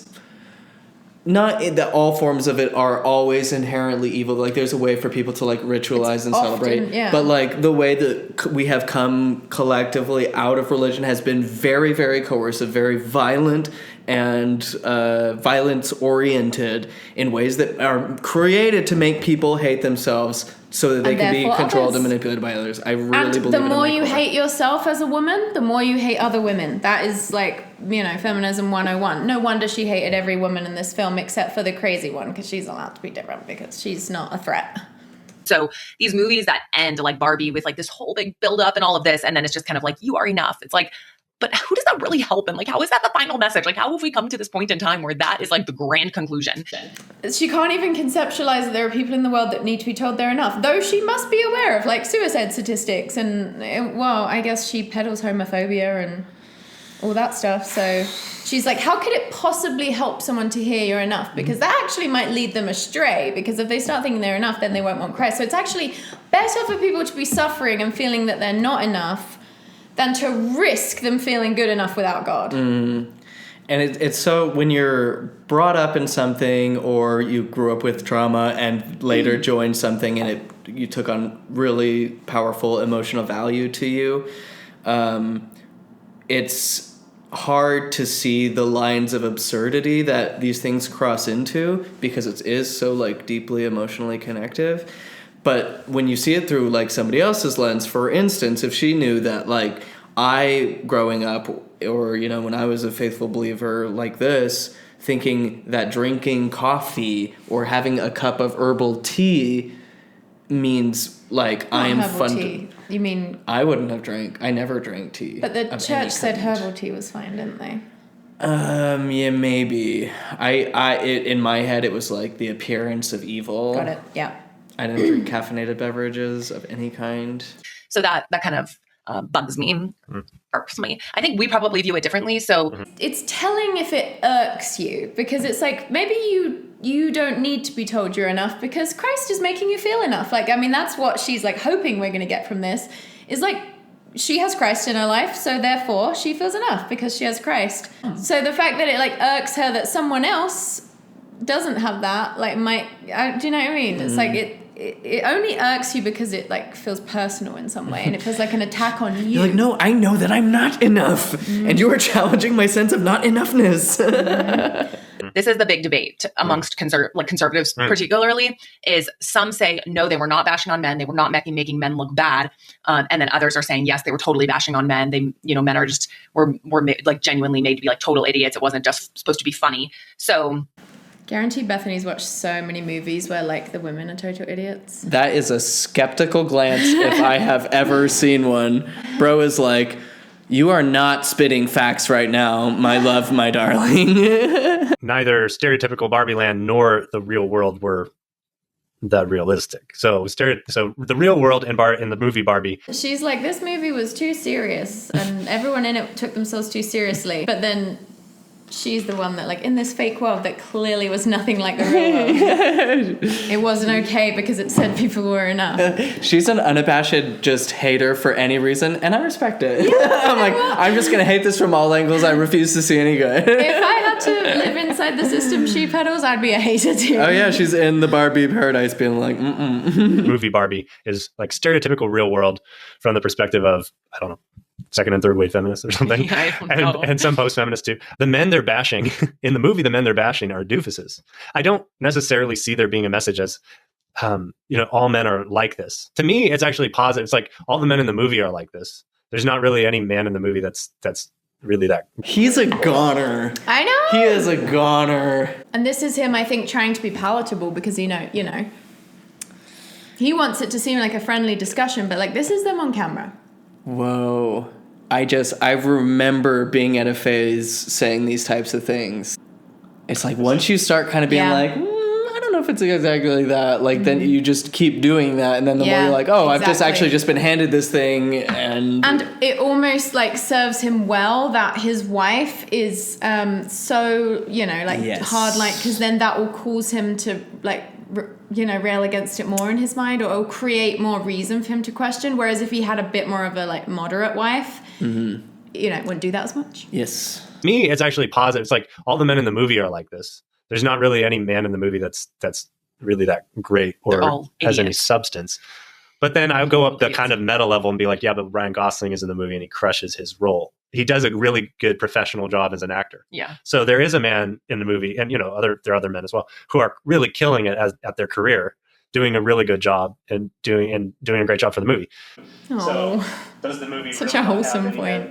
The bashing all the men, or is it basically saying, also look how good Ryan Gosling and maybe Will Ferrell or whatever, look at how well they do. I just don't take the story that seriously. Don't you feel more tender to him the more the video's gone on? Yeah. See, that's my problem though, because I feel like the movie he has diagnosed with depression vibes. Yeah. Like someone who he probably has been existential before. And like seeing someone be like, I want to kill myself. Because that's what high demands religions make you feel like, is that you're a worthless piece of shit who's not enough, and that's why you need a savior. Yeah, and I just... Not to, armchair diagnose or... No, what we for entertainment see in ourselves. It was supposed to be like kind of over the top in every way. Like, this is ridiculous and this is ridiculous. But then I feel like the movie, especially Barbie's side of the movie, like Ken's side of the movie, to me stayed pretty like comedic and funny and not that serious. Like, he brought all the much needed humor. And she's like, all the men in the movie were idiots, but you love him. So a man can be an idiot and you'll still love him. A woman can be smart and you won't love her. A woman asking questions and taking life seriously? Yeah. Seriously though. Have a little whimsy, but not too much whimsy. Also, it's like you realize that like the feminist writers you hate wrote Ken as well. Ken isn't like a representative of like the real life patriarchy. Like, it's all written by the same people. She's like angry at everyone in the movie who isn't like Ken or Weird Barbie. But it's like, what you liked was a woman's writing. Yeah. I think about that all the time watching like 90s content, and I hear like women say sexist things, and I'm like, oh, a man totally wrote that. Weird. I'm looking at you, Jerry Seinfeld. The women, all the Barbie dolls have to be like woken up to this, to realize that they have been living under the patriarchy. But it's like, these are like feminist talking points, it's like back in the day, like women need to know that, like they would literally, like, we have to tell them how unhappy they are in their homes. We have to tell them how unhappy they are as mothers, The idea is that they did. But you seem really happy. So we wouldn't need to tell you. That's also literally not what it said. I'm sorry, that's what you're getting from projecting much? I mean, there's a degree of which, like, it is true that women were complicit in their own oppression, but it's also true, it might be hard for certain women to, like, admit their own unhappiness, even to themselves or to others. Yeah, they've been conditioned to not be able to validate that. Yeah, so I do think feminists back in the day, and to a degree still, like, did feel the need to, like, wake women up to their own unhappiness. She's not, like, wrong about that. She's obviously giving it a bit of a spin, but, like... Sure. Because just, like, a lot of people just like are not cut out, and not like so many of the world's problems are literally because children are being born into families that are not ready for them, that don't want them, that aren't able to give them adequate financial, emotional support. Like, so telling everyone that this is your thing and you have to do it and that's the only way. Like, feminism just being able to be like, hey, if you want to have kids, you should totally have kids. If you feel like that's something you want to do and you can offer to a child, that's cool. But to tell everyone, like, that's what they need to be doing, like, that's not what all women need to be doing. Don't you think it's disturbing that she hated the message that you were enough in the Barbie movie and she has 2 kids? Like, that is how, So, like, this kind of shit is, like, has, like, such real effects on the world, obvious point, but... I think certain forms of feminism, where you're under a false consciousness if you don't really if you're not awakened to the reality that's the systemic sexism in society, then you're basically living in false consciousness. You're brainwashed by the patriarchy. Yeah. He's not saying he agrees with that, by the way. He's able to say what they, which he's able even to the fact that he can articulate that, I'm like, wow, you're leaps and bounds above. He seems like the type of guy that has his own way of like nuancing around that. So it's like, it's not that I'm a feminist. It's just, they have some good points. Yeah. But also it's like, I feel like the feminists that wanted or want to like wake people up, it's not like people are idiots and they're brainwashed. There's usually, if they're like sort of an educated feminist, there's like an awareness that it's just that we're all conditioned by systems. But the fact that they can only see, it's like good to come to a realization that like we've all been brainwashed, and it doesn't mean you're an idiot or like bad or not enough. But again, I feel like people that are more sensitive to not being enough, which is ironically the people that claim they have a thing that makes them enough. I don't know. Just spiraling. And so that's exactly what happens in Barbie Land. They're brainwashed, and and they have to wake up when they're sort of given phrases of cognitive dissonance. You have to be thin, but not talk about being thin, or you have to be thin, but not too thin, and you can't talk about, but you have to talk about health, or they're like, you need to you need to mother him, but need to not remind him of his mother. All things like this, where it's things that actually to some degree and in many relationships are probably true. Totally. Plenty true. He just reminds me of like every person I've known who's like progressed through stages of faith. The ironies of the movie, and one of the ironies of trying to be so self-aware, is that you could do a number of those just based on the movie itself. Yeah. And just how the movie is using commercialism and possibly even sexism to basically try and sound like they're woke. So there's a character, Will Ferrell plays a character in the movie where Is that what Greta Gerwig was like? How do I try to sound? It drives me crazy, that phrase. I don't know why. Instead of recognizing, like, even if you think woke is bad, obviously Greta Gerwig is woke. So, like, why is it trying to sound? Why is everything with you? It's because in your thing, everything is about trying to be something. Because it's never truly what you are. Because what you are supposed to be in Christianity is not fucking natural to anyone. So you do have to try to be things. So you cannot think outside of that. Tries to have all these things like, we've had women CEOs like twice. We uphold women, we empower women. This is and he's just so adamant that he's like woke, and he's with it. And the film's making a great point, that all these talking points don't actually make you aware of the society or put you in a place where you're actually willing to share power, because he's the CEO and he's at the top. That's actually, under one perspective, that's a great analogy for the movie itself, is that kind of character who's basically like saying all the things, but still functioning in a very capitalist, very, even possibly sexist. Communist is that king. Problematic, mon frère? Comrade? He's criticizing the Barbie or is it he's just saying it's hypocritical of Barbie to be feminist and play into capitalist? I guess, yeah. It's like he like allows himself... Like the Quaku, like, well, if you criticize Joseph Smith, then you're not allowed to have an iPhone. Yeah. So true, bestie. He like indulges himself in agreeing with the Barbie movie, but ultimately feels like he needs to land somewhere in the realm of it's still not good enough. I remember exactly the same things. I like Barack Obama, for instance. Yep. Great example for you. I just like watching him and listening to him and being like, he does speak better than everybody I've ever associated with my team, but it's good. He's trying to seem so smart, and really it's working. He's trying to seem cool, and it is working, and it really sucks. It does. But it can't just be that he's so smarter. Dave really said there is no ethical liberation under capitalism. Put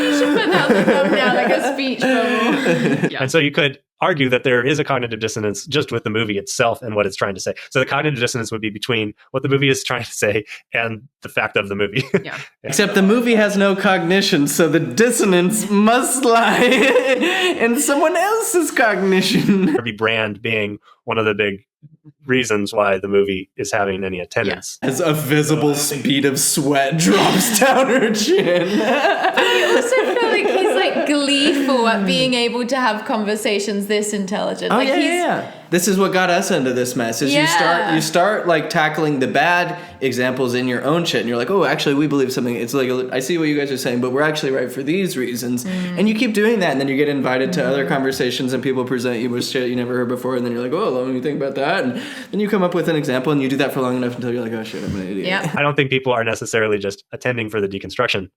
They might be there for it, but they're not necessarily all coming for it. Well, and it's funny because they're like, I mean, they were, if you go and see it, and if you have seen it, it was like, it was past the point of being like satirical and like, oh, ha ha. It was like, no, they're pretty serious. Like, I thought, are we sure it's like this political or this woke? Bethany, I think it just felt really serious to you. I mean, it did have a serious message, but like she keeps like criticizing it for being too serious. But then she also said that like the reason the Kens were all dumb is because they were all just like too goofy and like. I don't know.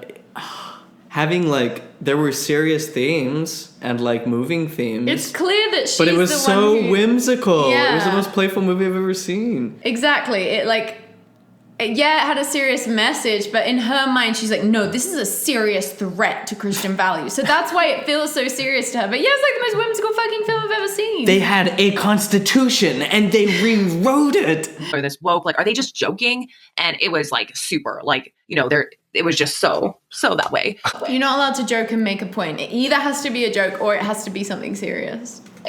And so it just Okay, boomer. It's almost insulting. Again, because it is insulting your values. I mean, in that it's you know, not upholding. It's going against your values. I love that people not conforming to you is insulting to you. I have a need. You are not honoring my need to control you. And I found that very disrespectful, okay? Well, I think she found it also insulting that they tried to teach her a message. Because she's like, I only get my messages from above. And the cryptic symbolism in my dreams. And what is it? What's the fucking name of like the elder like woman you'll get assigned to The old once you crone. become sexually active? Yeah, my sex crone that advises me on my marriage in 2023. And the three-eyed raven. What did my dream that I had sex with Barack Obama and then woke up and found out it was President's Day? What does that mean? Any dream tellers out there? Joseph. It's almost insulting. It's like that. It's like you feel like they're telling you, like, you need to be this way or else you're like stuck under old ways of thinking. And it's like, Yep. oh my gosh. I mean, but I have no problem with that. That's their opinion. Whatever. No, I know. But I mean, for a movie like this, it's like, why does everything have to be so 2020, like 2023, you know? Because that's the year we're in. Like, why can't it be a 1950s, non-serious... Why can't it be 1776 when black people, Native Americans, and I myself wouldn't have rights? I couldn't even do this channel. I'm like, in a few years, things are going to change and it's going to be like, oh my goodness, that's so 2023. You know, like, why does it have to be all of these like talking points from right now?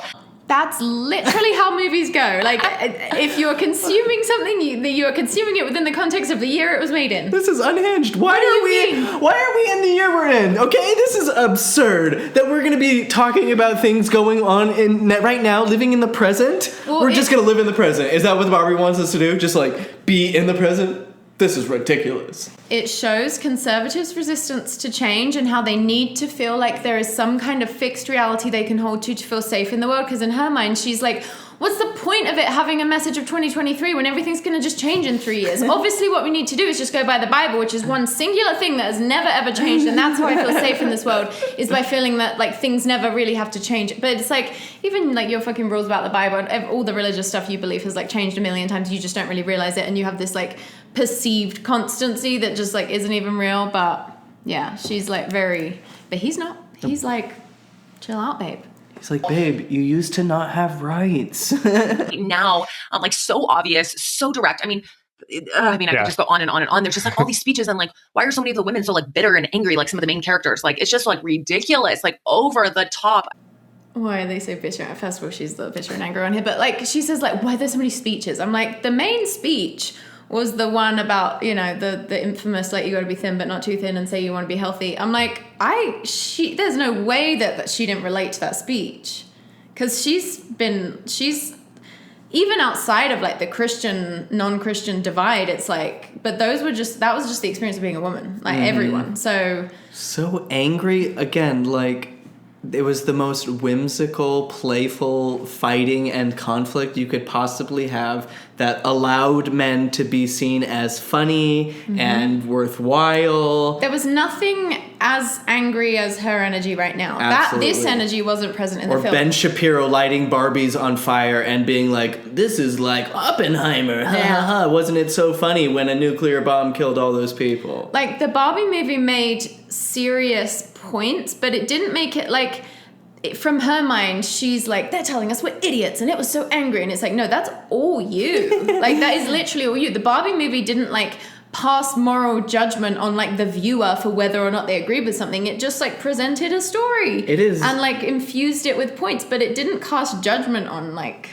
Do you know what I mean? If you felt judged by it, that's because some part of you recognized the truthfulness or value of the message and like felt, you know what I mean, sort of the discrepancy. Over the top. I was like, literally falling asleep halfway through because it was just became so boring. Like, there were no surprises. Like, you could be, or you were like dissociating from cognitive dissonance, like falling asleep because something in your brain is like, this is too much. I remember the point I was going to say about language and being able to, like, until you start paying attention to what you're actually saying and whether that matches reality, you can kind of just like unconsciously make a lot of assumptions about things. I see this in like text, you know, in various conflicts with people. For instance, someone will say, da da da da da da, and you'll say like, that literally was not said. What you interpreted that and you said that, but that's literally, and I've done that too. I do it all the time, and I've noticed it in myself, and I had to have been like, I am sorry, you did not say that. That's something you didn't imply. I inferred.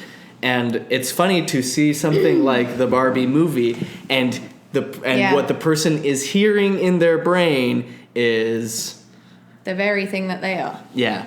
Well, and it's also like... which is, this is an attack on me. I'm not good enough because I'm Christian. Yeah. Like, reminding me of all the ways that Christianity has told me I'm not good enough. Because you can pick up on the fact that someone else is angry, even angry at you, and not get triggered by it and just be like, whoa, this person is angry, but you're not angry. And so that's like more of a reliable way to, like, if you yourself are genuinely not feeling, although we can still project even within that, but if you aren't able to recognize your own anger because you've had to repress it your whole life, then you absolutely will like perceive other people as being angry when they're not, because you feel angry, but you literally do not have a way to like conceptualize that you are angry or to sit with that. So you have to make it external, and then it's obviously. Yes. Basically, from the very beginning, as soon as you kind of get a little bit into the storyline, it's like you could have literally said exact phrases that happened until the very end. She's a really good screenwriter. She's like, I could have written all of that. I've read her book, and I don't know. Yeah, we've read your literature, Bethany. Not even trying to sound... I would love an attempt at self-awareness. There is something about knowing beforehand the things that are going to happen that give an audience the comfort of being able to ease into a story. Kurt Vonnegut said the audience should know exactly what's going to happen on the first page. That's why he always does that. Yeah.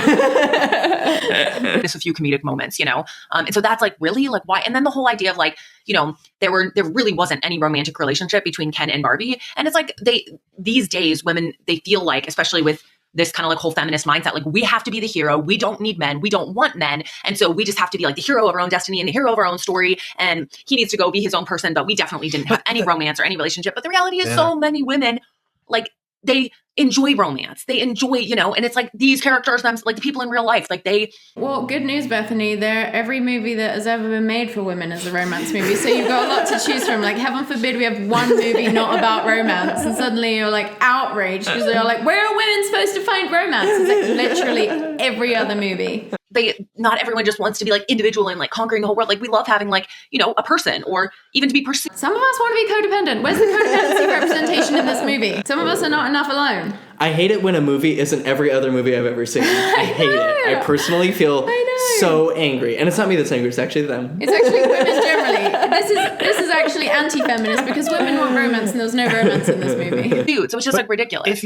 But they don't want to be with a man. They don't want to be with any of the men in the movie. It's like, you shouldn't. Well, because they made them all idiots. Yeah, exactly. They did that. So the fact that she's taking it more personally for men than the man himself is taking it is just funny. Like when white people will get like faux offended on behalf of black people, and then a black person is like, no, this doesn't matter. Like, shut up. Well, actually, good men that honor and love women well are made to look even better. That's true. That's how I view them. Which says something about him, right? The fact that like, it's so telling how each of these see the movie. Is this becoming like a way of talking about how they don't feel seen in the relationship? 1000% this whole video is that. Wow. But how beautiful is that he was like, this movie doesn't threaten me. It just made me, a guy who genuinely loves and adores women, a fact about myself that I'm apparently confident in, made me feel good. Movie. It's like, it's more like, yeah, if you're surrounded by guys like that, I'm very sorry. That is really rough. And the movie doesn't explicitly say all men are like this. They just did they say all men hate women at one point, or they hate each other? So many things. But so many things. I predicted all of them, so I could literally list out every single one if I wanted to, but I don't want to. I literally had the entire script written in my journal beforehand. I more walk away going like, yeah, don't be with any of those guys. Definitely. Why do you think they didn't have a single, like there was not one person who was not one man who was not portrayed as Alan. a total... Alan was that would still statistically, just them being like benevolent bimbos, statistically would be so much better. I know. Benevolent bimbo is like the most a woman could historically have hoped for in an acting role. Like genuinely, like most movies portrayed women as one-dimensional, benevolent bimbos as like, that's the best case scenario. And so many women have experiences with men who are like outright abusers, like fundamentally demeaning them as people, unable to view them as complete people. But like all of the guys in the real world and in Barbie Land, every single last one is portrayed as like literally a complete idiot. Or a child. Your Bible says women shouldn't speak in public. Your whole like denomination seems to believe that women are intellectually inferior, despite there being no evidence for that whatsoever. So you literally think that women are stupid. Like your culture is built around that. And this is coming from a tradition that believes that a man and his clone harvested from his rib populated the earth through incest. Yeah. Like, here's the thing though. We've heard these statistics and stuff. Women are outstripping men in so many different sectors in our society, education and careers and stuff. It's like men are even the word sector. I know, so liberal coded. I mean, if he's saying shit like that, he's out of the conservative pipeline to a degree. I mean, there is a way that they've like appropriated language at this point, but I think he's a sleeper for sure. Yeah, data. He's talking about data. Oh, if you're talking about data, your days are dated. Your numbers are dated. Are very much falling behind. It seems like there's a crisis of identity amongst many men. So there are movements that are sort of capturing a lot of these men. And he's so non-toxic because he's able to recognize that, and it's not making him feel like his sense of self is diminished because he seems to have a healthy enough sense of self. Unproblematic Christian king. I know. Nice. He reminds me of so many people I knew at BYU. Totally. She's like, are you really mansplaining patriarchy to me right now? That's your right. And whatever you say. Also, her whole thing is like, why are all the guys in the movie so dumb, but then like your husband is smart and you don't like him? There are a lot of groups like that, and there are a lot of guys that treat the women that they're with like that. I mean, very much like you're here to serve me. Either, and in both ways. The weak sort of nice guy approach where I'm building my life around you and your happiness is the most important thing in my life and our relationship is the most important thing. I think he has suffered through that mindset of trying to make a woman's happiness the most important thing. He's trying to develop an identity outside of 1000%. And I especially, the impression I get, and I could be way off, and I fully recognize I could be way off, but the impression I get is that Bethany might be quite hard to please. And he's probably felt that, like, give you that impression. He's not. Well, but her whole ideology kidding, is just like conducive Everything to misery. in this video has shown. Yeah. I just think it's hard to be with someone who's generally miserable. It seems like her kind of thinking would produce a lot of misery. And it sucks because it's not her fault. Like, and It's that's not the her whole. fault. That's the whole problem. That he is understanding more than she is, and she does need to be woke up from her own suffering. And maybe Feminists are right. he'll help her do that, and that'll be a beautiful integrated masculine feminine. And just as much as the jerk version, where it's like you need to serve me and stuff. But the thing is, it seems to me like that very much exists. Men like that. We're like that sometimes. I mean, I guess what I'm saying is, like, we had an interview with Nancy Pearcey, and you can listen to it. It's a few episodes back, all on the toxic war on masculinity. And I think that that's true. I think The masculine war is literal war. It's like, we need to be beefcakes so we can go out there and kill each other for the government. The war on masculinity is being like, maybe we shouldn't all be like, I don't know, killing each other. Like, your husband is displaying healthy masculinity right now, and you are not creating space for that. So you're saying, like, there's a war in masculinity, but it's like, here is a healthy display of masculinity, and you are kind of shutting it down, to be honest, or at least unable to understand it. that we've swung so far to this side of, like, not just that women want to have equality with men, but they want men have to be like scum and men have to go down. And like Nancy Pearcey was saying, like, it's all what? When? Who? It's like, what? Sexual abusers are just supposed to be called out now? We're just supposed to trample them underfoot? Cast them out like a common Democrat? Again, it's very telling because it's like feminists do not want to just be able to view men as scum. And again, I don't think that these people understand satire very well. So any jokes about men are taken very, even though you can make jokes about women and that's fine. And you're being too sensitive if you have an issue with that. Yes, of course. Women have a higher pain tolerance, and that includes for pointed comical attacks. Do you feel like women are scum right now? Because you're saying that women Yeah. I saw a video from James Baldwin yesterday where he's talking about, like, he says, regardless of what every white American says, they all know, and they wouldn't trade you places. Mm-hmm. These jokes like testosterone is a cancer, and we have to basically like weed out men from our, like, men are the problem. No, and it's not. I think we have to weed out men from our society. Ah, yes, I always hear that one.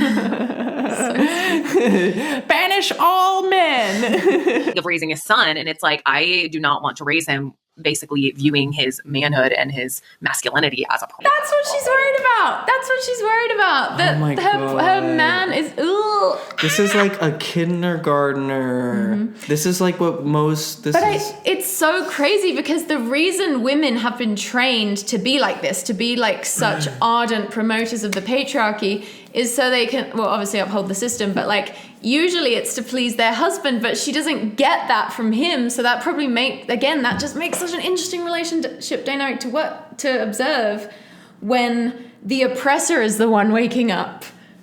Shit, yeah. Imagine like waking up as a slave owner to how wrong it was, and then your slaves who had been born into it were like, no, we want this is great. We want to keep doing this. I mean, it's... Now you know exactly how Moses felt, and also Prince Harry. Prince Harry is more woken up than a lot of like the working class who support the monarchy. Oh, totally. That's a very interesting thing to think about. Whack. When the oppressors Siddhartha wake energy. up first. Because ultimately, like, a lot of people do, like, there's a level of, we prefer what's familiar, or we've internalized the idea that this system is like some universal law or whatever, and so we don't want to give it up because, again, we're so afraid of the unknown and of things changing. Oh, so interesting. My overall opinion of the movie and score, if we did a 1 to 10, Paul and Morgan did a 1 to 10. I like that. I hate the 1 to 10. I'll do a 1 to 10. My You won't even do the 1 to 10. He's like, maybe if it was the Bechdel test, I would do it.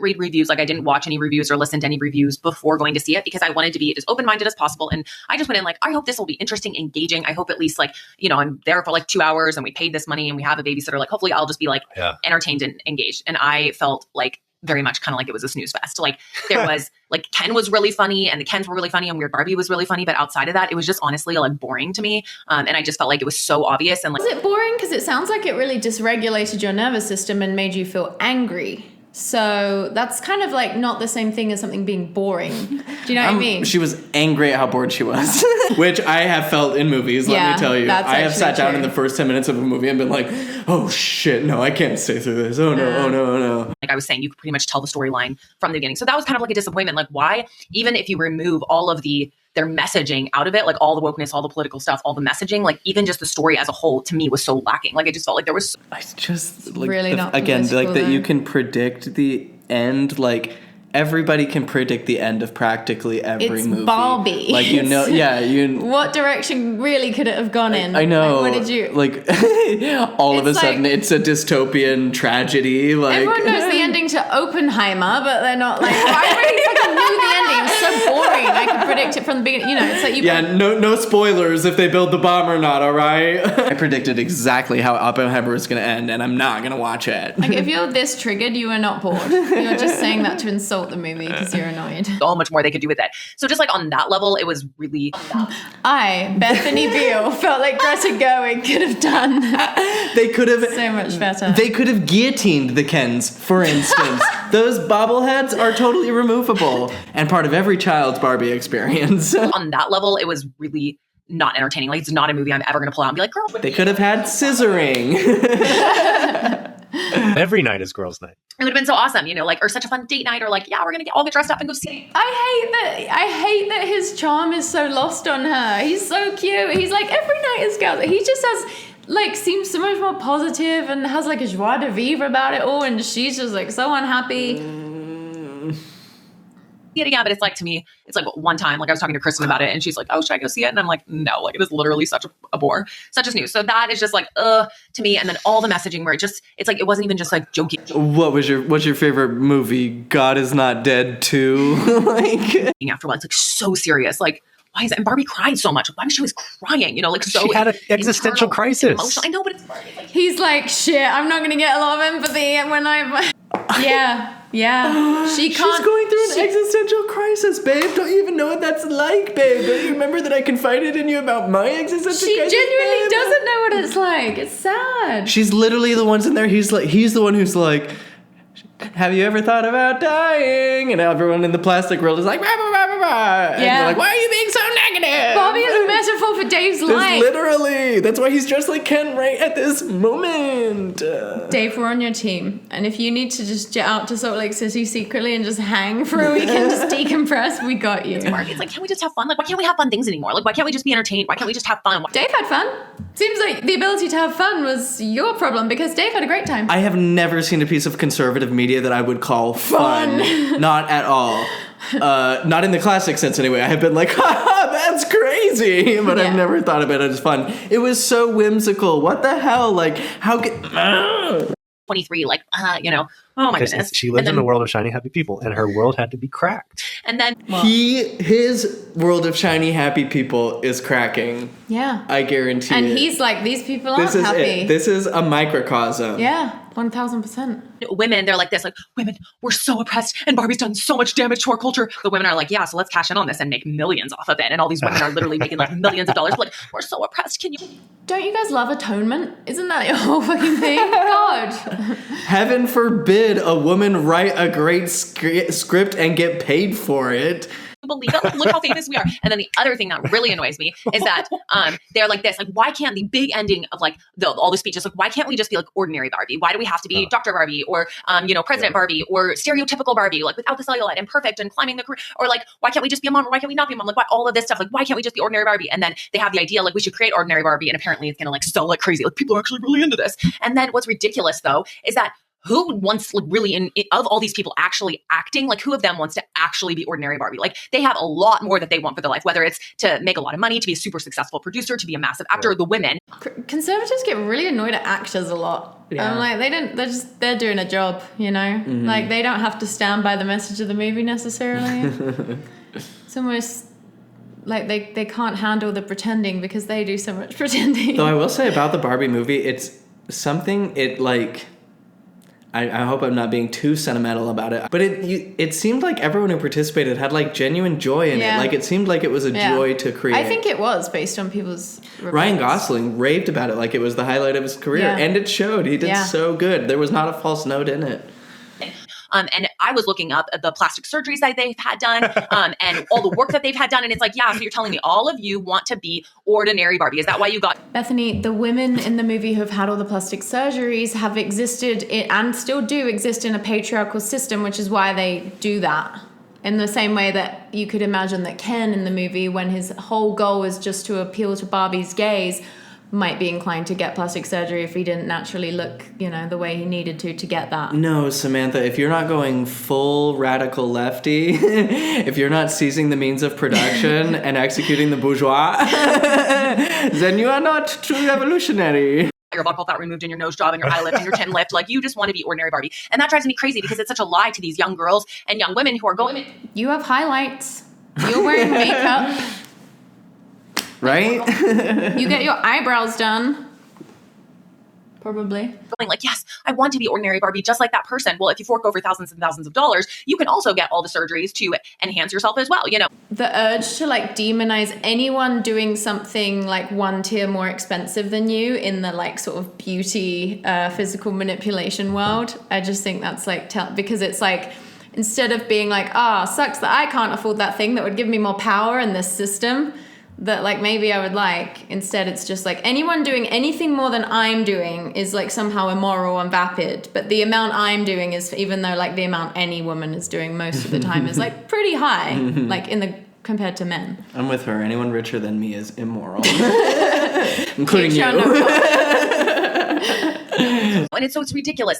Y'all aren't, all of you women saying, why can't we just be ordinary Barbie? None of you want that for your life. And so it's ridiculous. To me, all of that is so confusing and such a contradiction. But you're, at the end of the day, you are enough. Ordinary Barbie is enough. And you're still, what are young women left with? Nothing. You can also participate in beauty as a pursuit and still recognize that it's kind of fucked up that you feel you have to. As I'm sure maybe Bethany would be able to agree. She does makeup and highlights her hair and all that. She probably deep down feels that Christ doesn't need her to do those things, and her worth isn't dependent on highlighting her hair. She just knows that if she looks better on film, then it'll maybe access more people for God using the power of the halo effect. Yeah. So we don't have to be purists about the actresses delivering the message, but I don't I'm all for a conversation about beauty standards and stuff, but I don't think that's what Bethany's initiating here. It's just a general hatred of other women. And also that is a conversation that's being approached in the movie. Exactly.